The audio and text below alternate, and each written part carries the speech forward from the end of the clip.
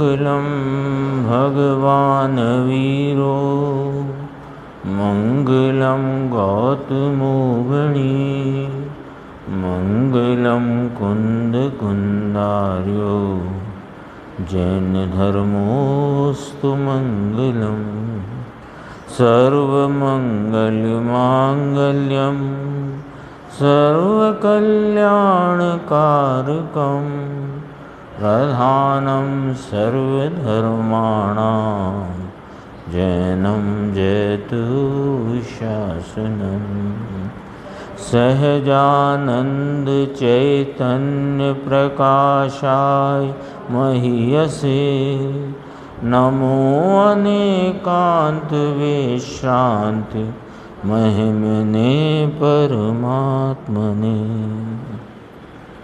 आचार्य कुंद कुंद देव द्वारा रचित यह पंचास्तिकाय संग्रह ग्रंथ है और इसकी 24वीं गाथा है। काल द्रव्य के यानी निश्चय काल का स्वरूप इस 24वीं गाथा में कहा गया है। भवगद पणवर्ण रसो भवगद दो गंध अठ फासोया अगुरु लहगो अमुत्तो वटण लखो यकालोती रस वर्ण पंचरु फरस अठ अर गंध दो से रहित है अगुरु लघुक अमूर्त युत अरु काल वर्तन हेतु है। यहाँ निश्चय काल का स्वरूप कहा है। अन्वयार्थ है कि काल यानी निश्चय काल 5 वर्ण और 5 रस रहित 2 गंध और 8 स्पर्श रहित। ये तो उसका पुद्गल से रहित बना बताया, तो पुद्गल के गुणों से रहित है। तो 5 वर्ण 5 रस 2 गंध और 8 स्पर्श इनसे रहित। और 3 लक्षण बताए इसके। अगुरु लघुत्व स्वरूप है और अमूर्त है और वर्तना लक्षण वाला है। 3 इसके स्वरूप के रूप से कहे। इन पहले कहा वह नास्ति परक कहा और फिर अस्ति परकता से 3 लक्षण इसमें कहे हैं। देखो टीका इसकी अपन देखते हैं।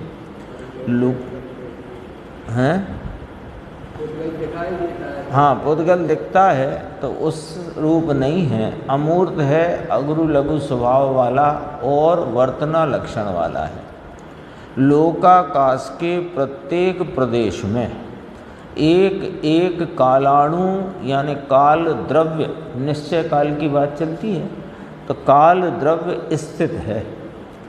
वह कालाणु यानी काल द्रव्य सो निश्चय काल है। अलोकाकाश में कालाणु यानी काल द्रव्य नहीं है। एक बात ये अपने सामने आई। अब दूसरी कहते हैं वह काल यानी निश्चय काल वर्ण गंध रस स्पर्श रहित है, वर्णादि रहित होने से अमूर्त है और अमूर्त होने से सूक्ष्म यानी अतीन्द्रिय ज्ञान ग्राह्य है।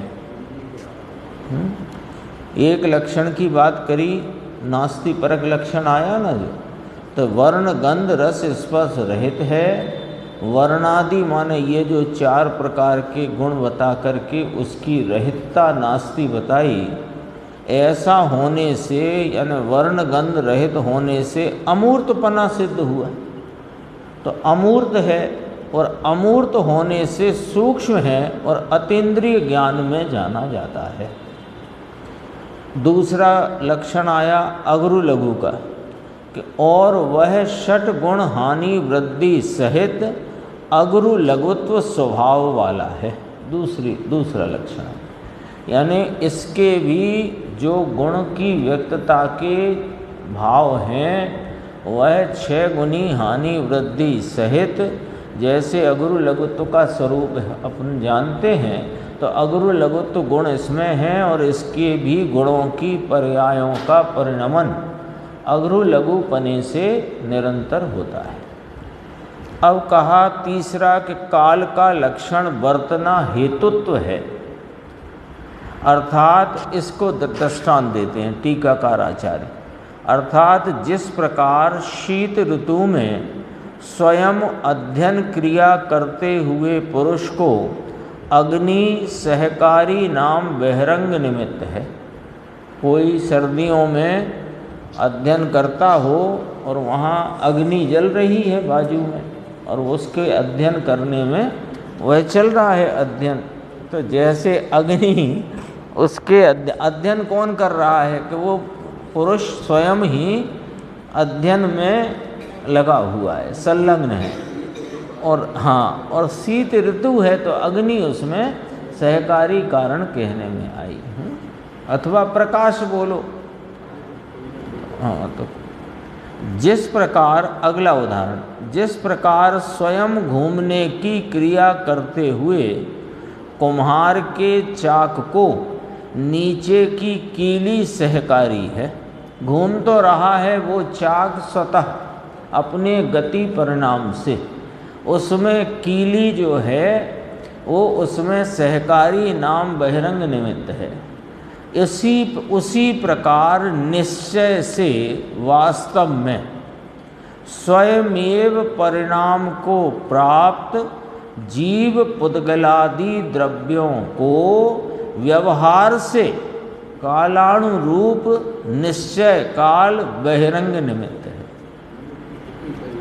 है ना। बहुत अद्भुत परिभाषा यहाँ पर आई है। देखो, पहले तो मूर्तिक नहीं है ये बात कही, अमूर्त है इसलिए सूक्ष्म है और अतीन्द्रिय ज्ञान में जाना जाए ऐसा है। फिर अग्रु लघुत्व वाला कह कर के कहा कि वह अनंत गुणात्मक है और उनके गुणों का भी प्रति समय 12 स्थान की मर्यादा में परिणमन है। फिर कहा कि उसका लक्षण वर्तना हेतुत्व है। अब यहाँ से समझना है कि वर्तना हेतुत्व जो कहा, ऊपर की 2 बातों से तो कहा वो द्रव्य है, अमूर्त है, अग्रु लघुत्व स्वभाव वाला है। अब उसका कार्य क्या, कार्य क्या?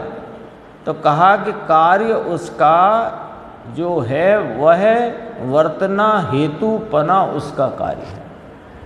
तो वर्तना हेतुपना कार्य क्या होता है कि स्वयं अपने नीचे पड़ा, निश्चय से स्वयमेव परिणाम को प्राप्त जीव पुद्गलादि द्रव्यों को कालानुरूप निश्चय काल व्यवहार से बहिरंग निमित्त है। यानी कि परिणमन तो जीव पुद्गलादि द्रव्यों का स्वयमेव उनके सामर्थ्य का भाव है, उत्पन्न होता जो भी परिणमन है, और उसमें इस द्रव्य को निमित्त कहना ये व्यवहार हो गया।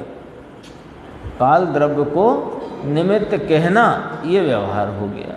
तो काल द्रव्य परिणमन नहीं कराता, काल द्रव्य अपने स्वयमेव सामर्थ्य से परिणमते हुए जीव पुद्गलादि द्रव्यों के परिणमन में बहिरंग निमित्त है।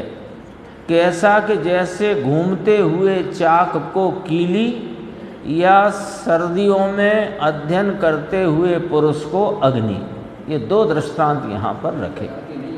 हाँ, अब अग्नि क्या पढ़ा रही है उसको, लेकिन वह अग्नि की से प्राप्त गर्मी वहाँ पर है इतना जानना। ऐसे ही चाक घूम रहा है तो चाक घूम रहा है स्वतः, उसमें कीली का उदाहरण क्यों दिया? कीली खुद नहीं घूम रही, लेकिन ये तो स्वयं भी परिणमता है। लेकिन वह कीली घूम रही हो और कीली चाक को घुमा रही हो ऐसा नहीं है। कीली अपने स्थान पर स्थित है और चाक गति परिणाम से परिणमित है।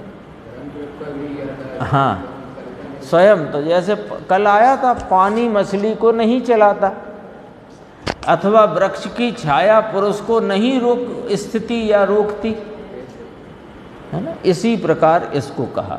अब आगे यहाँ प्रश्नोत्तर हैं और बहुत इसमें प्रश्न और उत्तर और गुरुदेव के व्याख्यान में भी प्रश्नोत्तर बहुत गंभीर आएंगे, अपन देखेंगे। प्रश्न किया यहाँ पर, आलोक में काल द्रव्य नहीं है, वहाँ आकाश की परिणति किस प्रकार हो सकती है? क्योंकि आकाश भी द्रव्य है, उसके भी परिणमन में काल द्रव्य का निमित्तपना है वर्तना में। तो उत्तर है, जिस प्रकार लटकती हुई लंबी डोरी को या कि लंबे बांस को या कि कुम्हार के चाक को एक ही स्थान पर स्पर्श करने पर सर्वत्र चलन होता है। दृष्टांत है, डोरी अपन ने कपड़ा सूखने के लिए लंबी डाली है 20 फुट की, अब एक जगह वहाँ अपन ने हिलाओ तो पूरी डोरी हिलती है। ऐसे ही कोई बांस को नीचे से पकड़ के अपन ने कहा, बांस तो है मान लो 30 फुट ऊंचा, तो वहाँ ऊपर भी उसके हलन चलन होता है। और ऐसे ही कुम्हार भी जो चाक घुमाता है वो अपने डंडी से एक कोने को ही स्पर्श करता है और पूरा चाक घूमता है। तो ये 3 दृष्टांत यहाँ पर उत्तर में रखे। फिर और कहते हैं, जिस प्रकार मनोज्ञ स्पर्श इंद्रिय का विषय का अथवा रसनेन्द्रिय विषय का शरीर के एक ही भाग में स्पर्श होने पर भी संपूर्ण आत्मा में सुखानुभव होता है है ना। ये रसना इंद्रिय पर कोई स्वादिष्ट वस्तु आए तो वो हाँ पूरा ही आत्मा उसको, आत्मा में तो पूरा व्याप्त है ना उसका। हाँ, भले वो विकारी पर्याय है सुख गुण की, लेकिन यहाँ उसको इंद्रिय सुख की तरफ से सुख कहा। ऐसे ही स्पर्शन इंद्रिय का विषय, ऐसे ही मान लो मच्छर ने यहाँ आकर के डंक मारा तो पूरे में वेदना का अनुभव होता है हाँ, ऐसे करके ज्ञान अखंड पने ज्ञान संपूर्ण इस आकार में व्याप्त है। अब कहीं भी स्पर्श तो यहाँ हुआ कांटे का, सुई का, डॉक्टर साहब ने इधर इंजेक्शन लगाया तो वो पूरे में उसका अनुभव होता है ना। और देखो आगे भी कहते हैं, जिस प्रकार सर्पदंश सांप का डंक या व्रण नाम घाव आदि शरीर के एक ही भाग में होने पर भी संपूर्ण आत्मा में दुख वेदना होती है। अब यहाँ मिलान कैसे करना दृष्टांत का, कि जैसे वेदन करने वाला कौन है? ज्ञान। ज्ञान को धरने वाला कौन है? आत्मा। और वह आत्मा के संपूर्ण भागों में, संपूर्ण अवस्था में वह अखंडपने व्याप्त है। अब यहाँ अखंड को विशेष रखना है। उसी प्रकार काल द्रव्य लोकाकाश में ही होने पर भी संपूर्ण आकाश में परिणति होती है, क्योंकि आकाश अखंड एक द्रव्य। हाँ हाँ, और उसमें जो प्रदेश कल्पना है अनंत प्रदेशी, वह भी कोई आकाश में खंड करने रूप नहीं है। आकाश के प्रमाण रूप से वह उसकी इकाई रूप अपन ने बुद्धि कल्पना में उसको बहुप्रदेशी, अनंत प्रदेशी ऐसे करके अपन उसे जानते हैं। अब देखो, अब ये 2 पंक्ति टीका की मुख्य, यहाँ यह बात मुख्यतः ध्यान में रखना चाहिए कि काल किसी द्रव्य को परिणमित नहीं करता है। संपूर्ण स्वतंत्रता से स्वयमेव परिणमित होने वाले द्रव्यों को वह बाह्य निमित्त मात्र है ना। अब क्योंकि ये बात ख्याल में रखें तो ऊपर जो प्रश्न है उसमें एक उत्तर तो ये आ गया निमित्त पने से, और दूसरा उत्तर उपादान पने से भी निकलेगा। ये जो पूछा गया था आलोक में काल द्रव्य नहीं है, वहाँ आकाश की परिणति यानी आकाश के गुणों का परिणमन किस प्रकार होता है।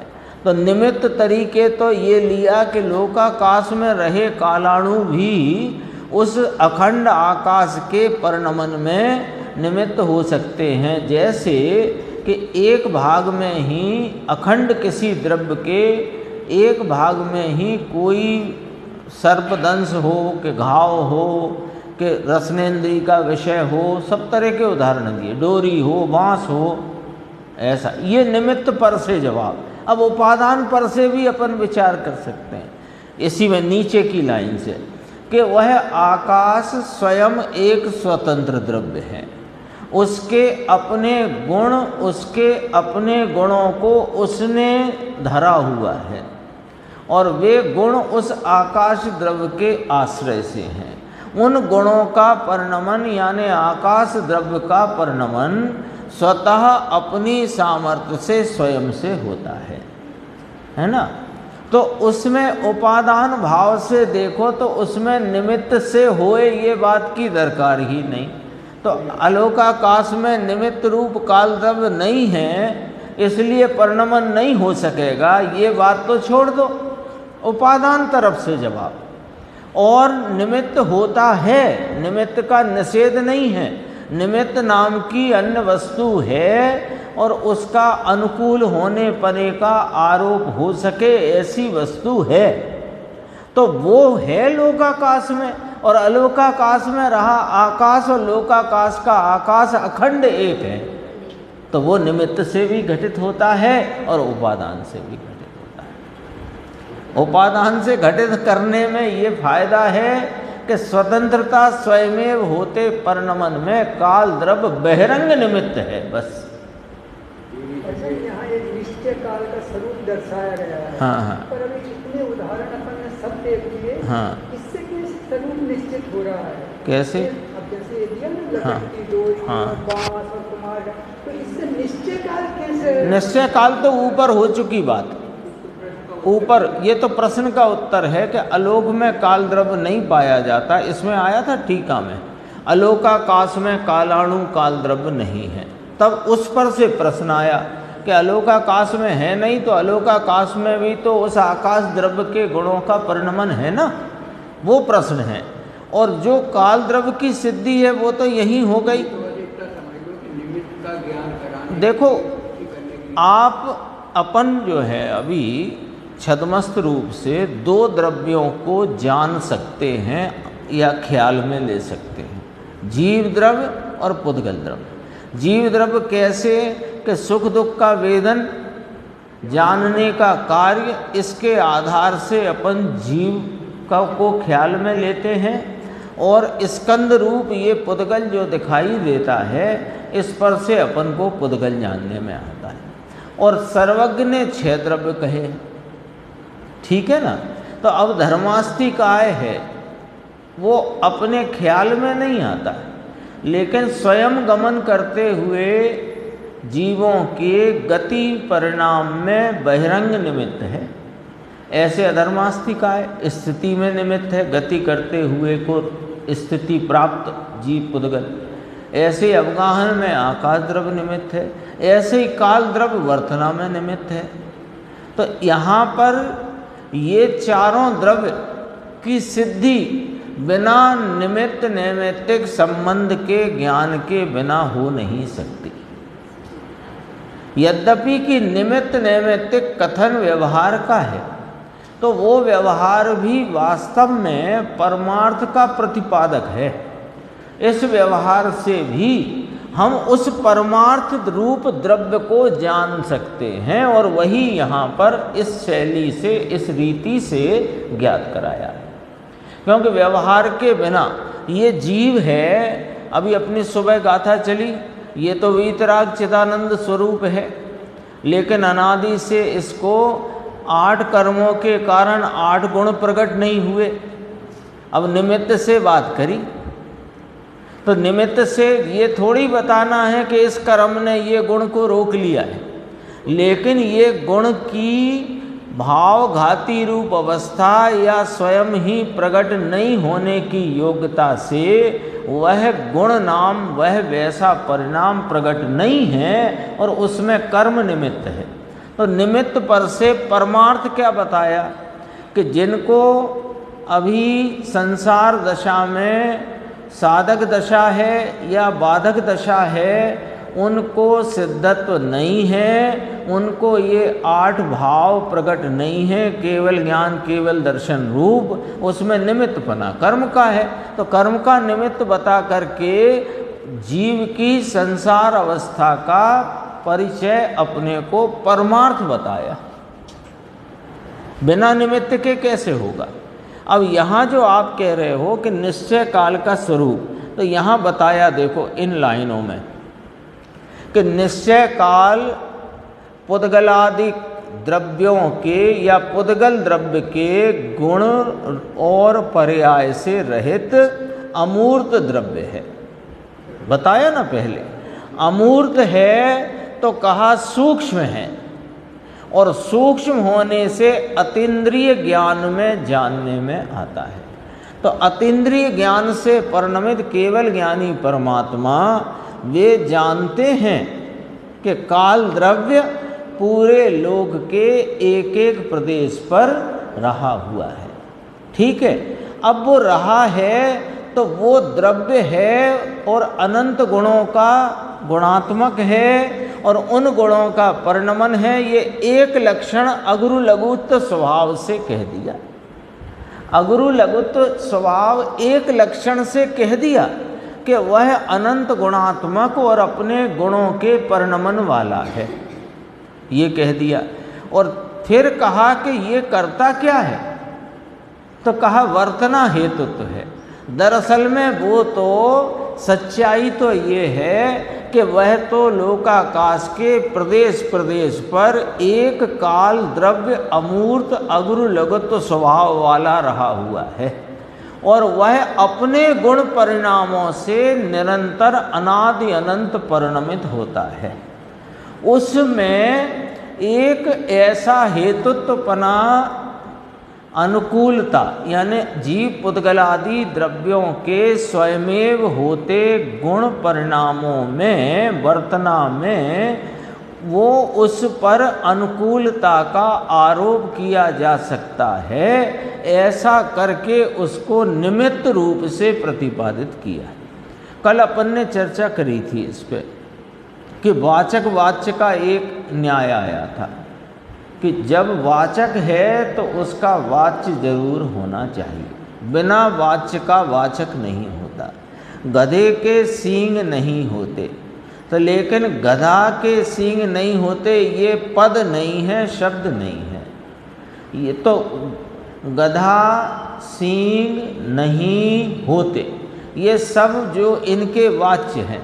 नहीं का नहीं का नास्ति रूप वाच्य है, होते का है रूप वाच्य है, गधा भी वस्तु है, सींग भी वस्तु है।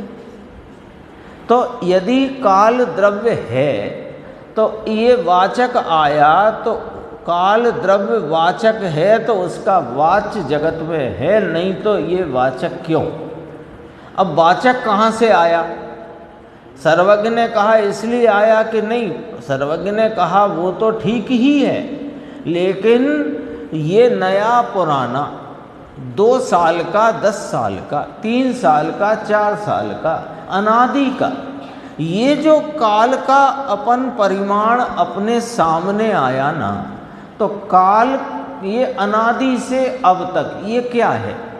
काल है ना। मेरी इस मनुष्य पर्याय का 60 साल, तो ये क्या है कि ये काल है। तो ये काल सामने आया तो इसका वस्तु भी होनी चाहिए, एक न्याय। दूसरा न्याय कि काल है वो प्रवाहमान पर्याय रूप भाव है ना। कैसे प्रवाहमान है कि बीज आज बोया और 1 साल में वृक्ष इतना 2 फीट 2.5 फीट का हो गया, तो कितने देर में हुआ, कितनी अवधि में हुआ कि 1 साल लगा। पिछले साल 15 अगस्त को ये करा था और आज हो गया। तो उसमें भी काल प्रवाहित होता आया ना। तो परिणाम है तो उसका द्रव्य जरूर होना चाहिए। तो वैसा अपन ऐसा लग सकते हैं, धर्म द्रव्य, अधर्म द्रव्य और काल द्रव्य, इनकी निश्चित वस्तु है, ये पदार्थ हैं। निमित्त से ही, घटित निमित्त से ही अपन जान सकते हैं। और कैसे? अतीन्द्रिय, हाँ, या फिर अपन जान सकते हैं जब अपने को अतीन्द्रिय ज्ञान प्रकट हो जाएगा। केवल ज्ञान, केवल ज्ञान जब प्रकट हो जाएगा तो उस ज्ञान में अपने को ये सब द्रव्य संख्या से, उनके गुणों की संख्या, इन गुणों का भाव और उनकी पर्याय सब जान।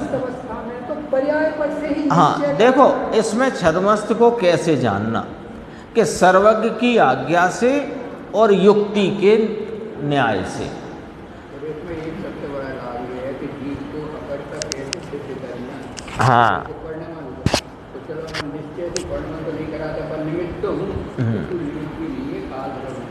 हाँ, ऐसे गमन में मैंने अन्य निमित्त का निषेध किया। नहीं, अपने जीव का भी निषेध। हाँ, मतलब अन्य निमित्त क्या है कि जैसे आप कहो कि मैं कार से इंदौर गया, तो यहाँ से इंदौर तक का क्षेत्रांतर जो है वो, उसमें कार निमित्त बहुत स्थूलपने भले कहो, लेकिन तुम कार से नहीं गए, उसमें तो धर्मास्तिकाय निमित्त है। ये परिणाम क्यों हुआ? तो परिणाम तो अपने स्वरूप से हुआ, तो उसमें काल द्रव्य निमित्त है, अन्य कोई नहीं। गुस्सा आया तो गुस्से का, कषाय का, तीव्रपने का भाव हुआ।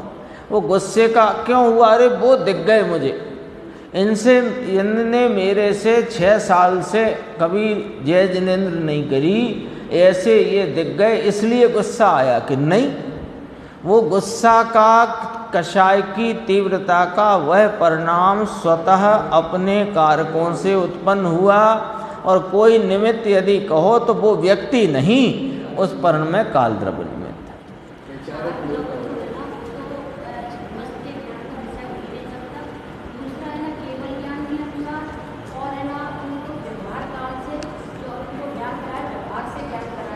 तो ये युक्ति बताइए। हाँ, एक घंटे से अपन निश्चय काल की, तो अभी कल आई थी ना बात कि सत पद प्ररूपणा, जो पद है, शब्द है, वाचक, उसका वाच्य जरूर होता है। और दूसरा न्याय कि यदि परिणाम आपके ख्याल में आ रहा है तो परिणामी अवश्य होगा। ऐसे तो अपने को काल का परिणाम तो नजर आता है ना, ख्याल में आता है, तो वो परिणाम है तो उसका परिणामी कोई होना चाहिए।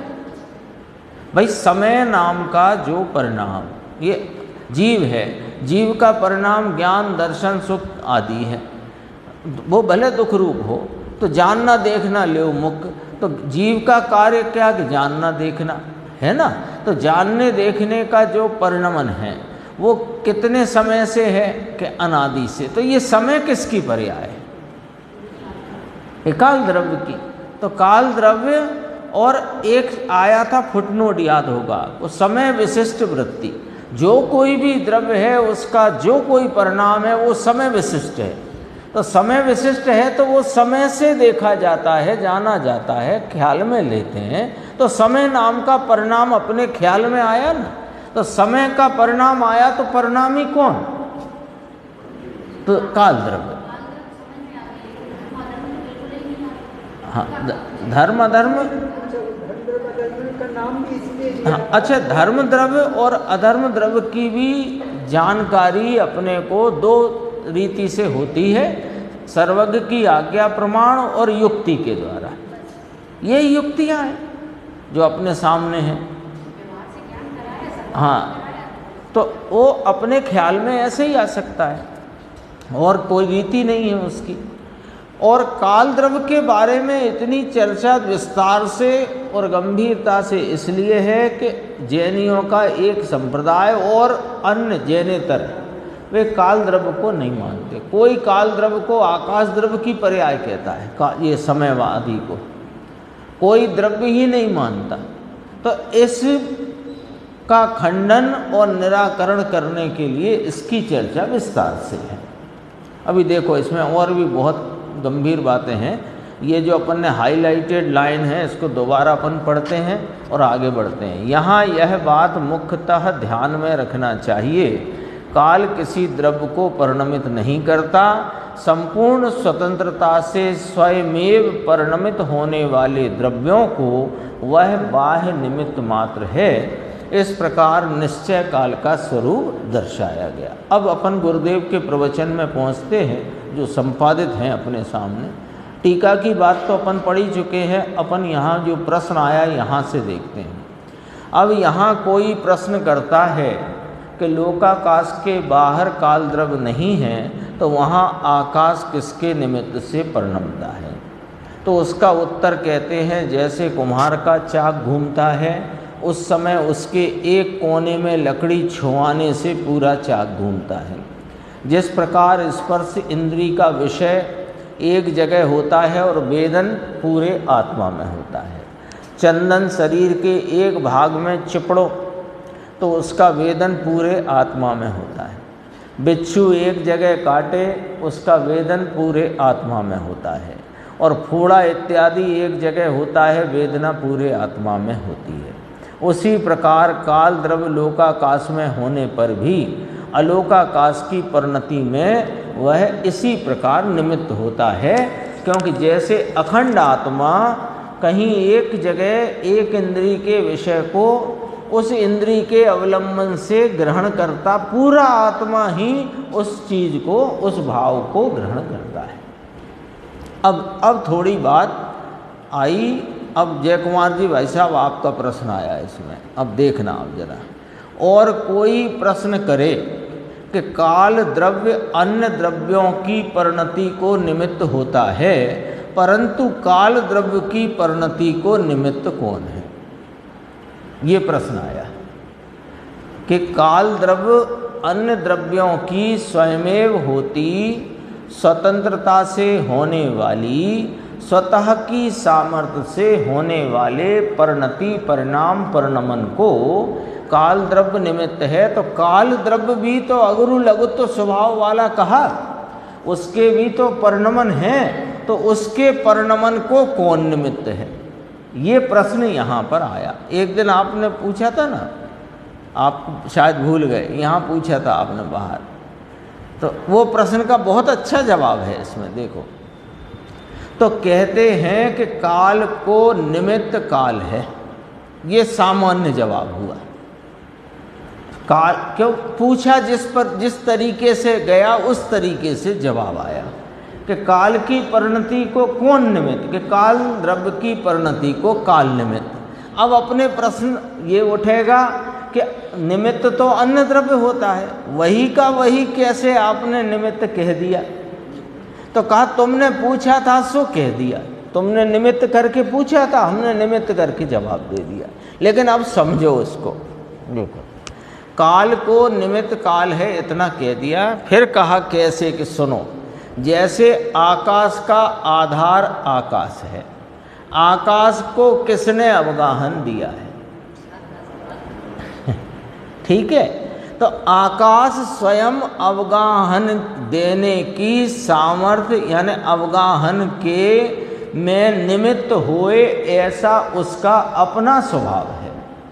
सर्वव्यापी द्रव्य है, सर्व द्रव्यों को वो अवगाहन दे ऐसा उसका निमित्त होने का स्वभाव है। क्षेत्र तो सबका अपना अपना, जीव का, पुद्गल का, धर्मास्थि अधर्मास्थि और काल का, सबका अपना अपना क्षेत्र।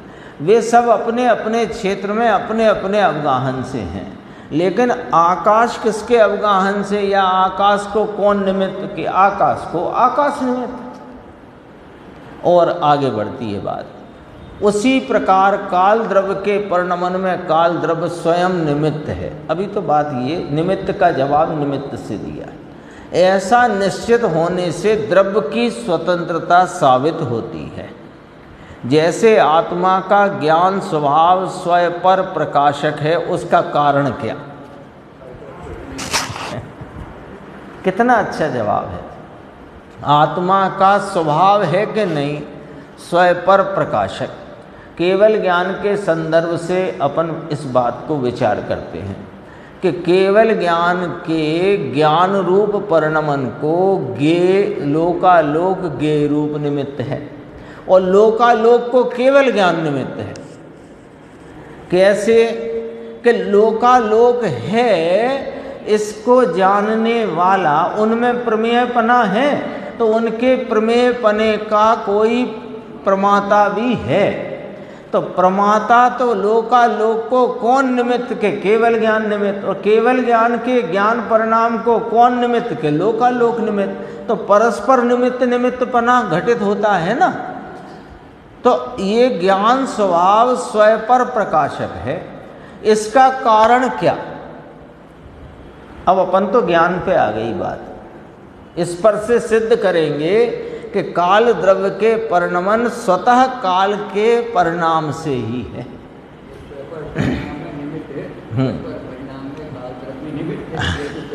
निमित्त कहा तो अब अपने को एक प्रश्न उठता है कि निमित्त तो अन्य द्रव्य को कहो, उसी के उसी द्रव्य को निमित्त क्यों कहा?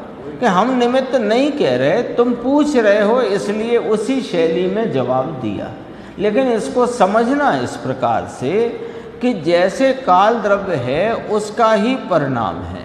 ये काल द्रव्य की निमित्तता कहाँ से खड़ी हुई, अपन उस पे आते हैं कि प्रत्येक द्रव्य का जो प्रवर्तमान परिणाम है वो समय विशिष्ट है। तो समय किसका परिणाम है? कि काल द्रव्य का। यहीं से तो आई बात। तो काल द्रव्य भी अनादि से परिणमित है अपने गुण परिणामों से। तो ये कौन आया? यहाँ भी समय आया। तो समय किसकी पर्याय है? कि उसी काल द्रव्य की। तो उसमें वह निमित्त कह दिया, निमित्त रीति से पूछा। तो दरअसल में तो काल का स्वभाव ही है कि वह समय रूप परिणाम से परिणमित होता है। उस समय को उस काल द्रव्य के परिणमन में भी घटित कर सकते हैं और उस समय को अन्य द्रव्य के परिणाम में भी घटित कर सकते हैं। तो वैसे इसका मतलब ये हुआ कि जब निमित्त से हम बात करें तो छह द्रव्य अपने अपने में ही निमित्त घटित होंगे? नहीं, ऐसा नहीं, ऐसा नहीं। देखो, ज्ञान के संदर्भ से बात करो तो जीव अपने ही स्वभाव से किसी निमित्त के अवलंबन बिना आप ही अपनी सामर्थ्य से जानता है।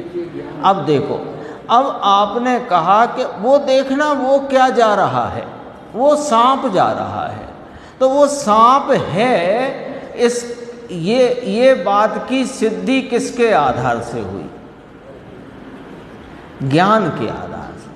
तो जगत के जितने पदार्थों की अस्थि है, जैसे उनका परिणमन समय विशिष्ट है तो उनकी अस्थि ज्ञान विशिष्ट है। ज्ञान विशिष्ट है कि नहीं? जगत पुद्गल तो जानता नहीं कि पुद्गल है, लेकिन पुद्गल है, धर्मास्थि है, अधर्मास्थि है, काल द्रव्य है, आकाश भी है, पुद्गल जीव भी है। ये इनकी सत्ता के भाव को ज्ञान विशिष्ट जानना, ये ज्ञान विशिष्ट है। सत्ता कैसे नक्की करी? ज्ञान से। याद आपने कहा कि जैसे काल का अपन ने निमित्त काल द्रव्य ही है, अभी आपने कहा आकाश द्रव्य का भी निमित्त आकाश द्रव्य। देखो, ये आपसे नहीं, अभी सुनो, मैंने 2-3 बार कहा और अब फिर कहता हूं कि निमित्त की तरफ से प्रश्न पूछा तो निमित्त है ऐसा करके जवाब दे दिया। लेकिन इसमें और विचार करना है अपने को कि एक ही द्रव्य में निमित्त नैमित्तिक घटित होता नहीं, उसका भी न्याय है, ऐसे नहीं चलेगा। लेकिन तुमने पूछा, अब जैसे मोटे रूप से कोई पूछे कि काल द्रव्य की परिणति को कौन निमित्त? के काल द्रव्य स्वयं कह दिया, इसमें कोई दोष नहीं आया। लेकिन ये स्थूल उत्तर है, स्थूल उत्तर है। स्थूल इसलिए है कि हमने निमित्त पूछा हो तो और जवाब में निमित्त कह दिया, लेकिन वह निमित्त कैसे करके है, वो निमित्त कह दिया, निमित्त नहीं है, वो तो स्वयं उपादान है। तो वही बात अपन समझ रहे हैं कि जैसे सब द्रव्यों के अस्थि को ज्ञान विशिष्ट जानना। कोई भी वस्तु, उसका परिणाम, वो सब ज्ञान विशिष्ट है। तो ज्ञान की उसमें ये है, इसमें ज्ञान निमित्त है, इसका परिणमन है ये जानना किसी। अब पुद्गल तो जाने नहीं कि मैं पुद्गल हूँ, मैं ठंडा था, मैं गर्म हो गया, ये कौन जाने कि ये ज्ञान जाने। ऐसे ही सब द्रव्यों का परिणाम समय विशिष्ट है। अब अपन ज्ञान पर थे, ज्ञान पे ही आते हैं। तो ये ज्ञान का जो परिणाम है वो स्वयं पर प्रकाशक स्वयं की सामर्थ्य से होता हुआ भाव है।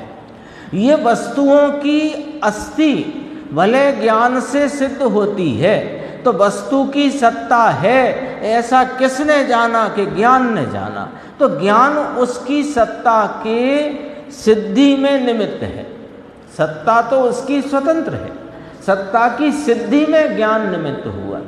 ऐसा ही है ना। अब मैं पूछता हूँ कि ज्ञान स्वयं पर प्रकाशक स्वयं से है कि ज्ञान ये ज्ञेय है इससे है? स्वयं से है ना। वो चाहे वहाँ जाता हुआ सांप का ज्ञान हो कि यहाँ आती हुई ठंडी हवा का ज्ञान हो, वो ज्ञान तो स्वतः की सामर्थ्य से बिना ज्ञेय के निमित्त से स्वयं निरपेक्ष हुआ है। ऐसे ही काल द्रव्य का जो परिणमन है, तो परिणमन सब ही समय विशिष्ट है, परिणमन सब ही समय विशिष्ट है। तो समय विशिष्ट है तो अन्य द्रव्यों के संदर्भ में समय नाम का जो भाव अपने ख्याल में आया उसका द्रव्य होना चाहिए, तो है काल द्रव्य। अब काल द्रव्य का परिणाम भी स्वतः अपने ही गुणों के कार्य रूप से प्रति समय होता आया है। कब से? ज्ञानादि से। तो ये काल आया ना इसमें, तो ये काल जो आया, ये काल का परिणाम काल द्रव्य का ही परिणाम है। तो काल द्रव्य स्वयं अपने परिणाम को उत्पादता हुआ, उपजाता हुआ, वह काल द्रव्य स्वयं अपने परिणाम को स्वतः उपजाता है। और उपजाता हुआ उस काल की मर्यादा को, काल की अमर्यादा को, वो काल का परिणामी द्रव्य स्वयं है। तो इसमें अब निमित्त नहीं, वो तो उसका उपादान ही है। निमित्त से उत्तर दिया है, इसलिए उत्तर प्रश्न है इसलिए दिया, प्रश्न है इसलिए दिया।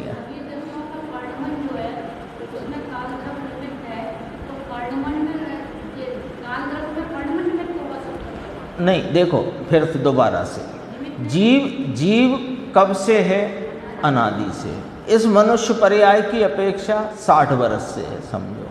ये टेबल कब से है कि 5 वर्ष से। तो अपन ने ये टेबल का और इस जीव का या इस मनुष्य पर्याय का ज्ञान काल आ गया ना, उसमें ख्याल में आया ना, 60 साल, 5 साल, 2 साल। तो ये जो समय आया, काल आया, तो ये परिणाम रूप भाव है, क्योंकि ये भी अनादि से है, तो अनादि से प्रवर्तमान है कि नहीं। ये 60 साल से कहा तो 60 साल का प्रवर्तमान पना समय का लेंगे कि नहीं। समय सापेक्ष 60 साल कहे, समय सापेक्ष 5 साल कहे, है तो टेबल स्वयं परिणमती हुई।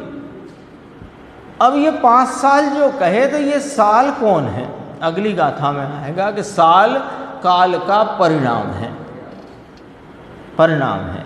तो प्रत्येक द्रव्य की परिणति समय विशिष्ट हुई, समय विशिष्ट हुई। तो समय जो ख्याल में आया, उस समय नाम की पर्याय का कौन परिणामी है? ये काल द्रव्य। तो जीव के, पुद्गल के, धर्मास्ति, अधर्मास्ति और आकाश द्रव्य के समय विशिष्ट परिणमन में काल द्रव्य निमित्त कहलाए। और काल द्रव्य के स्वयं का भी समय विशिष्ट परिणमन है, तो उसमें उसका स्वयं का परिणाम ही उसके उस समय विशिष्टता को रखता है। जैसे कि ज्ञान स्वयं अपनी सामर्थ्य से, स्वयं पर प्रकाशक भाव से अपनी सत्ता को और सबकी सत्ता को जानता है। तो सबकी सत्ता है इसलिए जानता है, ऐसा नहीं है। ऐसे ही काल द्रव्य स्वयं अपने समय विशिष्ट परिणाम या समय विशिष्ट परिणति में परिणमता है, तो वो समय उसी का ही परिणाम है, जैसे ज्ञान अपना ही परिणाम है। ये वाली बात है।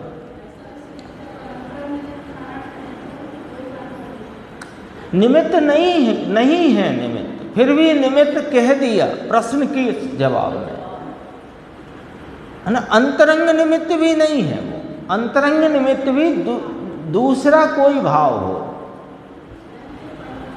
अंतरंग निमित्त की व्याख्या आप बताओ क्या? काल द्रव्य को छोड़ दो, आप अंतरंग निमित्त की व्याख्या बताओ। अंतरंग निमित्त किसे कहना? निमित्त सब ही बहिरंग हैं सच्चाई से, तो हाँ सब ही निमित्त बहिरंग हैं। वो तो सिर्फ अंतरंग बहिरंग सिर्फ बाहर से ही दो भेद रखे गए। एक ही द्रव्य का एक परिणाम दूसरे परिणाम को निमित्त है, ये वाली बात सिर्फ गुण भेद को समझने के लिए कही जाती है। और कोई भी एक ही द्रव्य के एक गुण दूसरे गुण में निमित्त है, ये चर्चा सिर्फ गुण भेद को समझने के लिए है। लेकिन वहाँ वस्तु अभेद रख करके समझना है गुण भेद भी। जैसे कि यथाख्यात चारित्र की प्राप्ति होते ही केवल ज्ञान उत्पन्न हुआ, या पूर्ण वीतरागता होते ही केवल ज्ञान हुआ, तो वो पूर्ण वीतराग भाव चारित्र का परिणाम है और केवल ज्ञान ज्ञान गुण का परिणाम है। दो अन्य अन्य गुण हैं, इसलिए उनकी भेदपना जानने के लिए कह सकते हैं कि चारित्र के निमित्त से केवल ज्ञान की उत्पत्ति। वो सिर्फ गुण भेद को जानने के लिए, सामान्य निमित्त नैमित्तिक में ये वाली बात नहीं लगती है।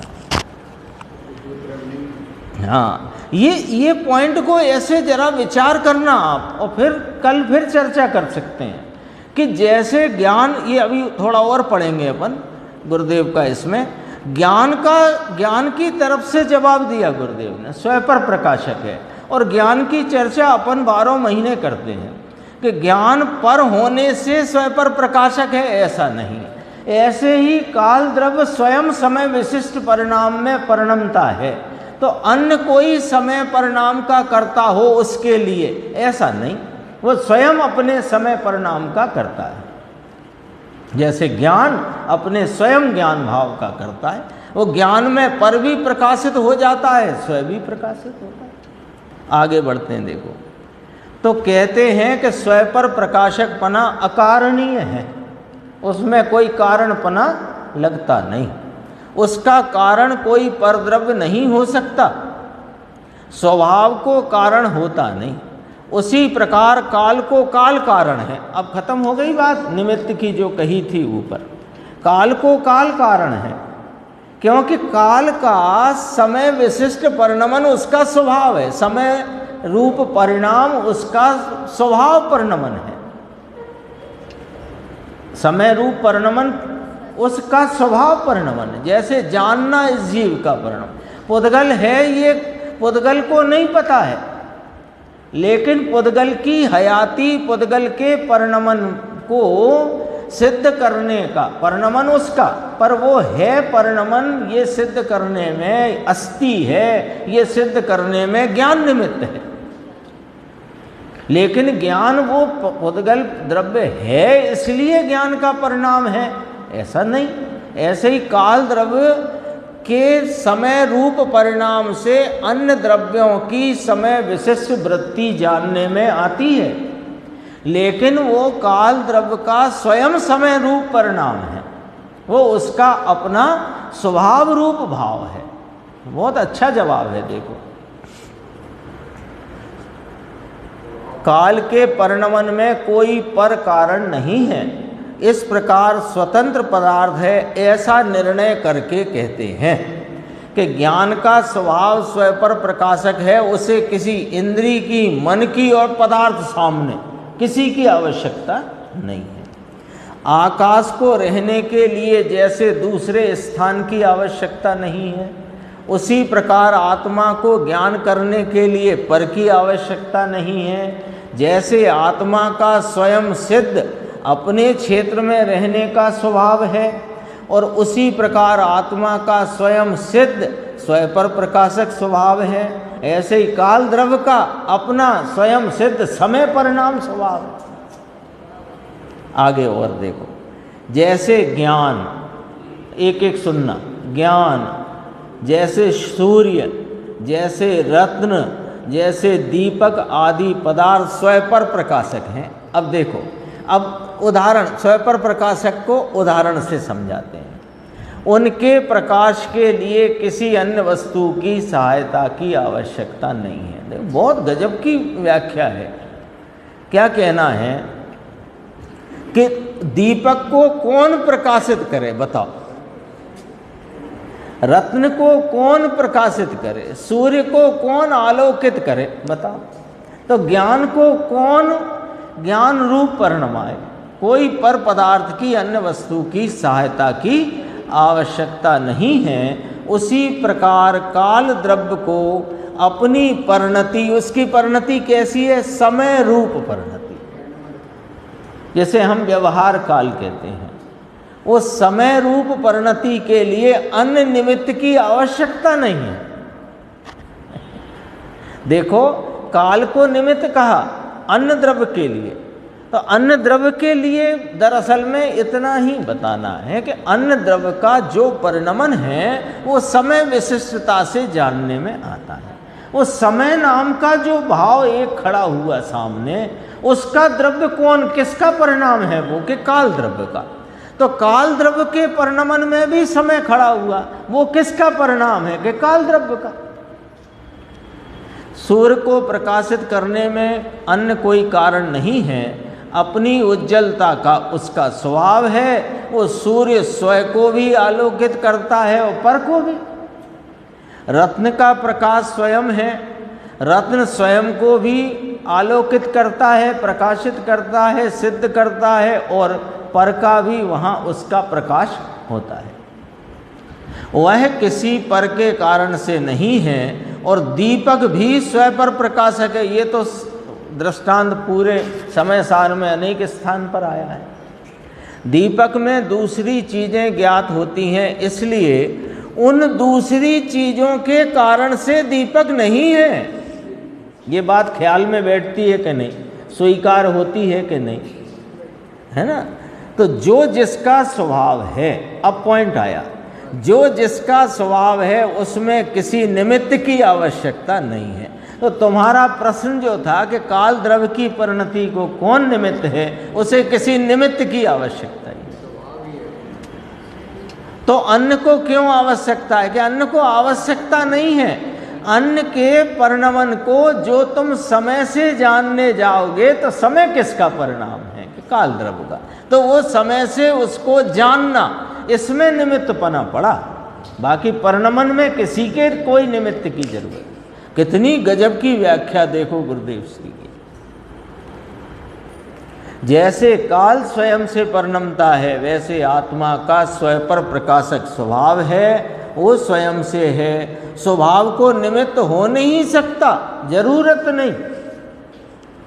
आत्मा की पर्याय पलटती है, उसमें काल निमित्त है, परंतु स्वयं पर प्रकाशक स्वभाव को कोई निमित्त नहीं है। अब ये क्या कह दिया, आत्मा की पर्याय पलटती है, तो साहब वो भी तो ज्ञान का परिणाम पलटता है ना, तो उसमें काल निमित्त, और फिर कह रहे हो निमित्त नहीं। कि समझो बात को, उस परिणाम को तुम समय से मापने जाओगे तो काल का निमित्तपना पड़ता है, लेकिन उस परिणाम को स्वभाव से देखोगे तो कोई निमित्त नहीं है। बोलो, आ गई बात, ख्याल में। अरे अब वो आकाश के एक प्रदेश को, अब वो आकाश का अपना भाव है, अपना भाग है, उसको परमाणु से, उसके परमाणु से जानने जाओगे तो परमाणु निमित्त है, और उसे आकाश का ही अपना विस्तार मानो तो कोई निमित्त नहीं है। जैसे अपन कोई कमरा की जितनी जगह है वो नापने जाओगे तो है।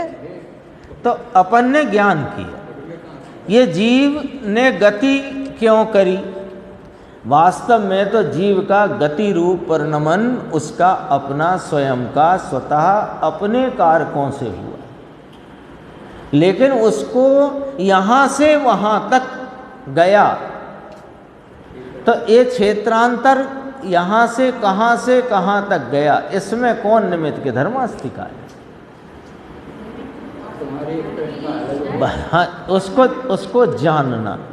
हाँ, तो उसको जानने गए ना तो निमित्त पर। स्वभाव को कोई निमित्त नहीं, स्वतंत्र है। सूर्य को प्रकाशित करने में दूसरे सूर्य की आवश्यकता नहीं पड़ती।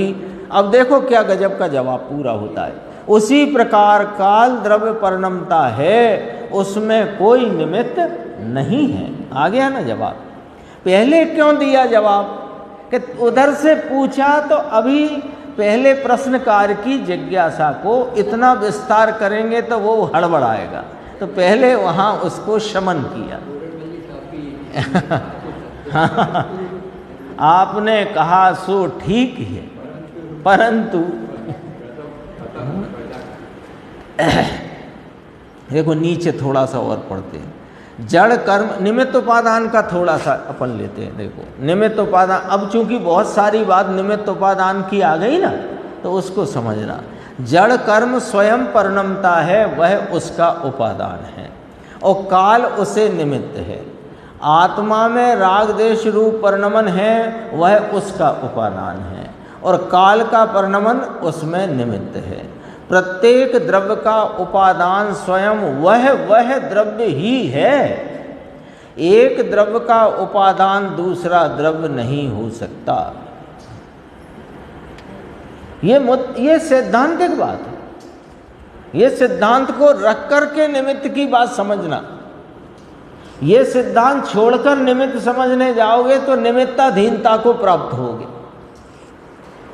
ना। अपने करणान योग में बहुत कर्म सिद्धांत में चर्चा है, तो वो चर्चा में अपन ने ये वाला पॉइंट यदि छोड़ दिया कि प्रत्येक द्रव्य का उपादान स्वयं वह द्रव्य ही है, एक द्रव्य का उपादान दूसरा द्रव्य नहीं हो सकता, इसको छोड़ दोगे तो सारा अपना जितना भी संसार है वो कर्म के मत्थे मड़ कर बैठ जाओगे और अपने स्वभाव से वंचित रह जाओगे, स्वभाव की प्राप्ति से।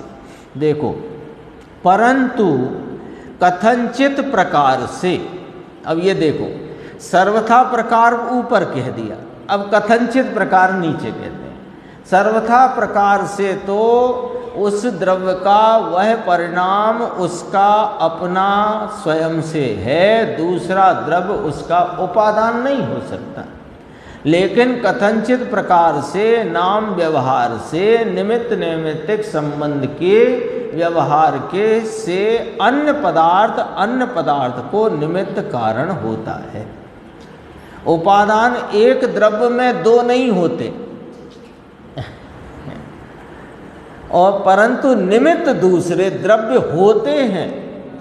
एक उपादान की विवक्षा में अनेक निमित्त हो सकते हैं, पर एक उपादान की उपादान रूप विवक्षा में दो उपादान नहीं हो सकते। सिद्धांतिक बातें हैं, देखो गजब की। कलम चलती है, वह उपादान है, हाथ निमित्त है, हाथ उपादान है, आत्मा का उसमें निमित्त है, वो इच्छा का परिणाम। राग नैमित्तिक है, कर्म निमित्त। देखो एक साथ घटाए ना, ये एक साथ घटाए। और भी लिए, मोर पिच्छी उठती है उसके कारण से, अपन तो इतने में ही समझ लो। कलम चलती है, उसे उपादान रूप विवक्षित करोगे तो हाथ निमित्त कहलाया। हाथ उपादान रूप विवक्षित करोगे तो आत्मा का राग परिणाम निमित्त कहलाया। राग को उपादान रूप करोगे तो कर्म निमित्त कहलाया। लेकिन उपादान एक ही रहता है। इस प्रकार पर द्रव्य निमित्त कारण होता है। फिर और भी चर्चा है, इसमें अपन आगे की स्वाध्याय में लेंगे, इसमें और स्पष्टीकरण अपने को मिलेगा।